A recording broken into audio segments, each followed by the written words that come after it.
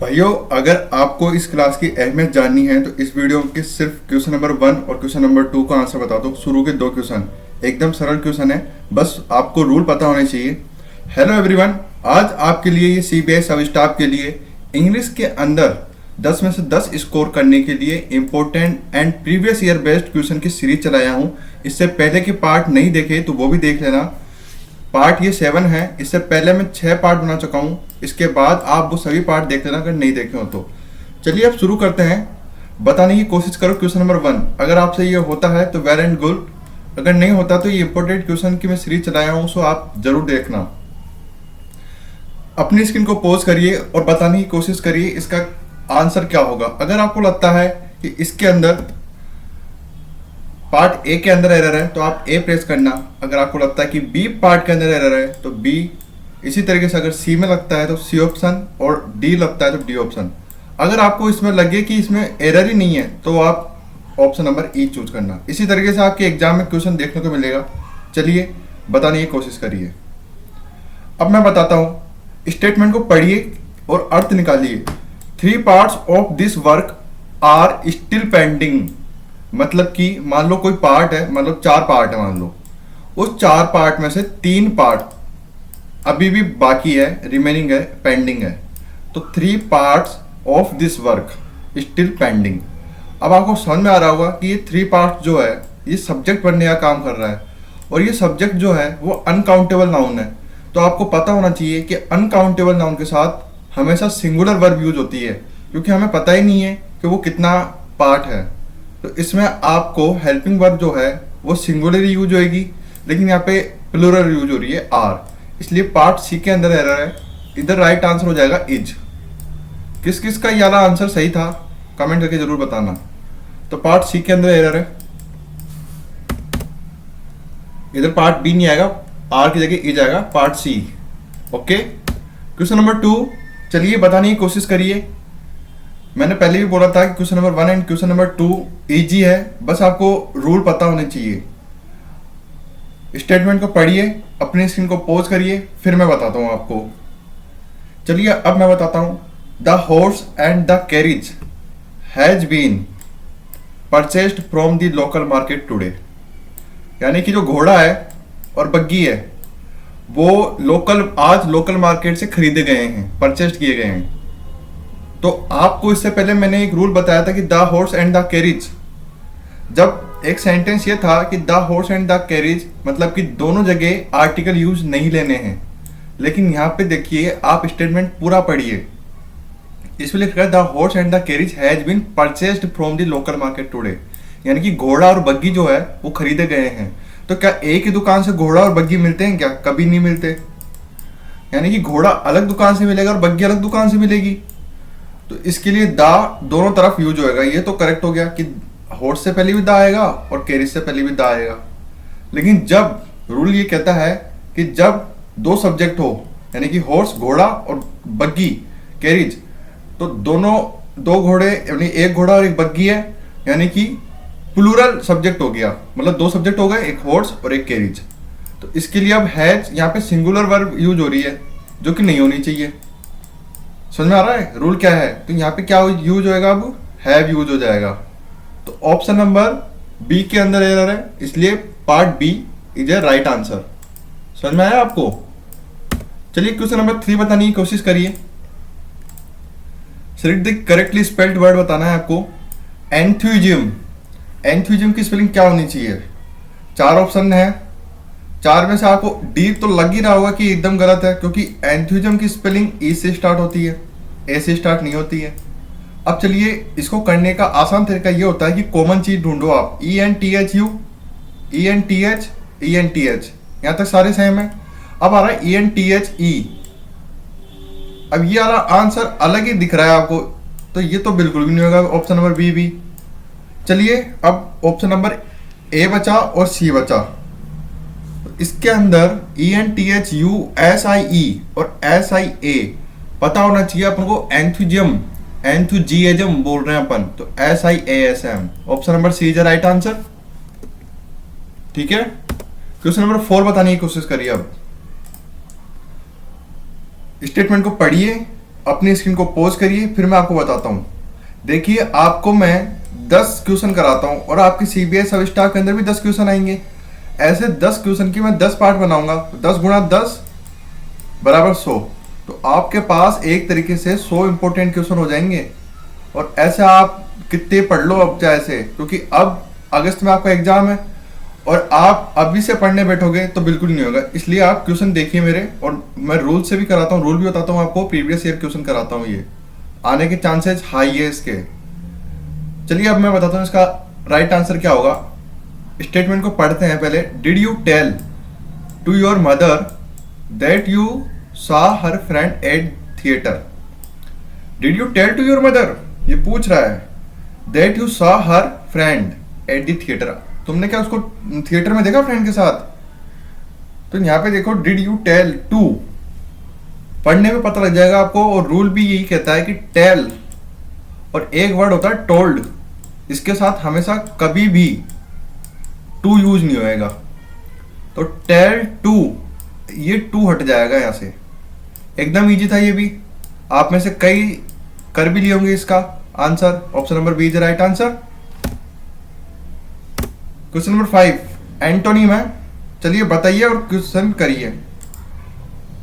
Antonym और synonym जो कि वोकेब से रिलेटेड है, इसमें आपको सबसे बड़ी बात यह है कि डिमोलिश, मतलब कि जो भी वर्ड आए उसका हिंदी अर्थ पता होना चाहिए। तो डिमोलिश का अर्थ क्या होता है वो पता होगा तो आप इस आसानी से इसमें से ऑप्शन चूज कर लेंगे। चलिए पहले मैं बता देता हूँ डिमोलिश का अर्थ क्या होता है, फिर आप बताने की कोशिश करना। डिमोलिश का मतलब होता है डेस्ट्रॉय, किसी चीज को खत्म करना या तोड़ना। तो डेस्ट्रॉय तो वर्ड सुना हुआ होगा आपको, नहीं सुना तो इसका भी हिंदी अर्थ बता देता हूँ, तोड़ना। तो फेक, अपन बोलते हैं ये फेक है, मतलब नकली है, तो ये तो नहीं होएगा। फेडिंग, फेडिंग मतलब क्या होता है, फेडिंग मतलब होता है मुरझाना। दिस फ्लावर इज फेडिंग मतलब फूल मुरझा गया, तो ये भी नहीं होएगा डेस्ट्रॉय का antonym, opposite word. Harmony, harmonium क्या होता है, हार्मोनी होता है सहमति, कि किसी से सहमति होनी चाहिए, तो ये भी नहीं होएगा। कंस्ट्रक्ट, कंस्ट्रक्ट मतलब होता है किसी चीज को बनाना। अपन बोलते हैं ना कंस्ट्रक्शन का काम चल रहा है, कंस्ट्रक्शन का काम मतलब किसी चीज को बना रहे हैं अपन, बिल्डिंग बना रहे हैं, कंस्ट्रक्ट कर रहे हैं अपन। तो डेस्ट्रॉय का एंटोनिम क्या हो जाएगा, option number C is the right answer, construct. Question number 6 preposition से क्वेश्चन लाया हूं आपके लिए हर एक टॉपिक से क्वेश्चन उठा रहा हूं मैं, चाहे वो प्रीपोजिशन से हो, आर्टिकल से हो, प्रोनाउन से हो, एडजेक्टिव से हो, या सब्जेक्ट वर्ब एग्रीमेंट से हो। चलिए क्वेश्चन को बताने की कोशिश करें, हर कोई बता सकता है इसका आंसर, एकदम इजी क्वेश्चन है। I reached Delhi 7 o'clock, I reached dash 7 o'clock। Sentence को पढ़ने पे पता लग जाएगा एकदम से कि I reached Delhi eight 7 o'clock। और फिर भी मैं आपको एक बार रूल बताना चाहता हूं। रूल ये कहता है कि 8 हमेशा एग्जैक्ट टाइम के साथ आता है। 8 हमेशा एग्जैक्ट टाइम के साथ आता है जब अपन को हावर दे रखा हो। तो यहाँ पे एग्जैक्ट टाइम दे रखा है 7 o'clock, इसलिए 8 लगा दिया। इन कब आता है, जब मंथ हो ना, कि आई रीच्ड इन जनवरी, तो तब इन आएगा, या ईयर के साथ इन आता है। और डे और डेट के साथ, अगर यहाँ पे डे होता या डेट होता, संडे होता, मंडे होता, या कोई तारीख होती, डेट होती, तब ओन आता है। इसका स्क्रीनशॉट ले लीजिए। क्वेश्चन नंबर 7 बताने की कोशिश करिए। क्वेश्चन नंबर 7 आर्टिकल से रिलेटेड है। Secretary dash secretary and dash treasurer was present there. बताने की कोशिश करिए सेक्रेटरी एंड ट्रेजरर। तो देखिए ये सेक्रेटरी से पहले द आएगा, ये तो पता लग गया होगा आपको। द सेक्रेटरी, ए सेक्रेटरी से मतलब इसलिए नहीं क्योंकि डिफाइनाइट है, और डिफाइनाइट के साथ हमेशा द यूज करेंगे, इनडिफाइनाइट के साथ हमेशा एन यूज करेंगे। तो सेक्रेटरी तो डिफाइनाइट है, पता लग रहा है अपन को सेक्रेटरी, तो द यूज करेंगे। तो इसमें तो पता लग गया कि पहले वाले फिलिंग द ब्लैंक्स के अंदर द यूज करेंगे अपन। अब सुनिए, the secretary and the treasurer, ये भी राइट है कि भाई सेक्रेटरी और ट्रेजरर अलग अलग इंसान हो सकते हैं कि नहीं हो सकते। लेकिन अगर आप सेंटेंस पूरा पढ़ो तो यहाँ पे आ रहा है वाज, और वाज हो रहा है यहाँ पे सिंगुलर, ऐसे सिंगुलर वर्ब यूज कर रही है। तो सिंगुलर वर्ब किसके लिए यूज होता है, जब एक ही सब्जेक्ट हो। तो अगर यहाँ पे अपन द यूज करेंगे तो 2 सब्जेक्ट हो जाएगा, एक तो सेक्रेटरी हाँ, तो यहाँ पे दो सब्जेक्ट हो जाएंगे, the secretary and the treasurer, और उसके हिसाब से यहाँ पे वर आना चाहिए था, लेकिन अपन को वाज दे रखा है। तो इसका मतलब सेक्रेटरी और ट्रेजरर एक ही सब्जेक्ट की तरह काम करेगा, इसलिए यहाँ पे द यूज नहीं करेंगे अपन। समझ में आया भाई? तो option number B is the right answer, the और फिर नोट, मतलब कोई चूज यूज नहीं होगा। समझ में आ गया भाई? मोटी मोटी बात यह है कि जब भी दो सब्जेक्ट यूज हो तब हेल्पिंग वर्ब प्लूरल आएगी, यहाँ पे वर आना चाहिए था। और जब भी एक सब्जेक्ट हो तो हेल्पिंग वर्ब सिंगुलर यूज होगी यहाँ पे। तो यहाँ पे अपन को पता लग रहा है कि वाज सिंगुलर है, इसलिए यहाँ पे एक ही सब्जेक्ट होना चाहिए, और एक ही सब्जेक्ट बनाने के लिए हमें एक बार ही दा यूज करना पड़ेगा, एक बार ही आर्टिकल यूज करना पड़ेगा। क्वेश्चन नंबर 8 बताने की कोशिश करिए। क्वेश्चन नंबर 8 कह रहा है रीता एज वेल एज हर। चलिए पहले आप बताने की कोशिश करिए, हर एक क्वेश्चन को बताने की कोशिश करिएगा, उसके बाद फिर मैं बताऊंगा। चलिए अब मैं बताता हूं, स्टेटमेंट पढ़ो पहले। Rita as well as her friend have done her work. Rita और उसकी फ्रेंड वर्क कर लिए, कार्य कर लिए। तो सेंटेंस ये कह रहा है कि रीता एज वेल एज हर, तो यहाँ पे सब्जेक्ट क्या है? रीता है, और ये एज वेल एज क्या है? एज वेल एज है, यहाँ पे है कंजक्शन, और कंजक्शन के बाद या फिर प्रीपोजिशन, और प्रीपोजिशन के बाद जो ये हर है ये ऑब्जेक्ट की तरह वर्क करेगा।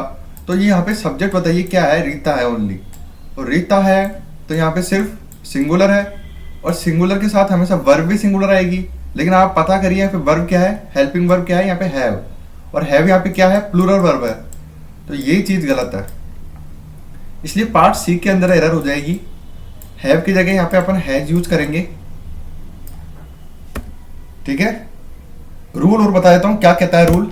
रूल ये है कि जब दो सब्जेक्ट, देखो पढ़ो इसके अंदर, जब दो subject as well as, with, along with, together with, and not, in addition to, but, besides, except, rather than, accompanied by, like, unlike, no less than, nothing but, in word के साथ जोड़ा जाए तो पॉजिटिव केस फर्स्ट सब्जेक्ट, मतलब कि जो पहला subject है रीता, उसी के अकॉर्डिंग वर्ब आएगी। तो यहाँ पे हैज आ गया, और उसी के बाद यहाँ पे पॉजिटिव केस आएगा हर। तो यहाँ पे देखो एक सब्जेक्ट तो ये बनने का काम कर रहा है, सब्जेक्ट नंबर 1, और ये सब्जेक्ट नंबर 2। तो इसके अंदर देखो दो सब्जेक्ट है, इसको काय से जोड़ रहे हैं अपन? एज वेल एज से। तो यहाँ पे कहा है ना कि एज वेल एज से जोड़ा जाए तो हमेशा पॉजिटिव केस फर्स्ट सब्जेक्ट के अनुसार होगा। तो रीता क्या है? यहाँ पे स्त्रीलिंग है, तो यहाँ पे भी है जाएगा और यहाँ पे हर आएगा। समझ में आ गया आपको? ये वर्ड याद कर लेना, as well as, with, along with, जितने भी बताया हूं, इंपॉर्टेंट है ये बहुत। क्वेश्चन नंबर 9 एरर से रिलेटेड क्वेश्चन है और एडजेक्टिव से रिलेटेड क्वेश्चन है, बताने की कोशिश करिए। चलिए अब मैं बताता हूं। He is the most cleverest of all the officers. इसमें से 90%, आप में से 90% लोग बता दिए होंगे इसका आंसर।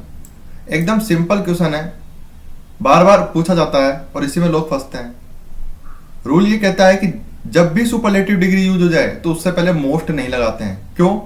क्योंकि मोस्ट भी एक तरीके से सुपरलेटिव डिग्री है और क्लेवरेस्ट भी एक तरीके से सुपरलेटिव डिग्री है। तो क्या हुआ इसका मतलब? पार्ट बी के अंदर एरर है, option number B is right answer. चलिए आगे बढ़िए। मतलब कि समझ में आया कोई अलग answer? Don't use most with superlative degree. या तो अपन को ऐसे लिखना चाहिए था, मोस्ट क्लेवर ओनली, या फिर ओनली क्लेवरेस्ट लिखे सिर्फ, CLEVEREST। इसके साथ मोस्ट नहीं लगाना है, या तो CLEVER उसके साथ मोस्ट लगेगा या फिर ओनली क्लेवरेस्ट लिखेंगे। समझ में आ गया आपको? क्वेश्चन नंबर 10 ईडियम से क्वेश्चन है। ए ग्रुप ऑफ लायंस, शेरों के समूह को, शेरों के झुंड को क्या बोलते हैं? क्या प्राइड बोलते हैं, हर्ड बोलते हैं, पैक बोलते हैं, या फ्लोक बोलते हैं? देखिए इससे पहले पार्ट 1 के अंदर भी मैंने एक सेंटेंस लाया था, the heard of cattle is grazing. तो उसमें बताया था मैंने आपको हर्ड का मतलब क्या होता है। तो हर्ड का मतलब होता है गायों का झुंड, गायों का झुंड, या फिर जानवरों का झुंड भी बोल सकते हैं। तो ये तो हर्ड तो नहीं होएगा। चलिए पैक का मतलब क्या होता है? PACK। पैक का मतलब होता है कुत्तों और भेड़ियों का झुंड। नोट कर लेना जो मैं बोल रहा हूँ, कुत्तों और भेड़ियों के झुंड को बोलते हैं पैक।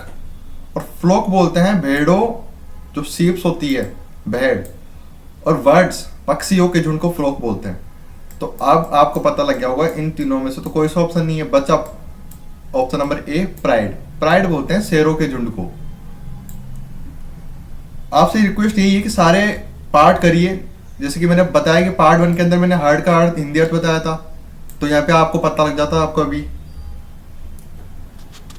अगर आप सारे के सारे पार्ट करते हैं तो बढ़िया बात है। ये सेशन आपको कैसा लगा? आपको रूल्स नियम समझ आए कि नहीं? फंडा क्लियर हुआ? अब रेगुलर वीडियो देखा करो आप। जल्द से जल्द आपके लिए जीके की क्लासेस शुरू करूंगा, अभी उसी पर रिसर्च कर रहा हूँ।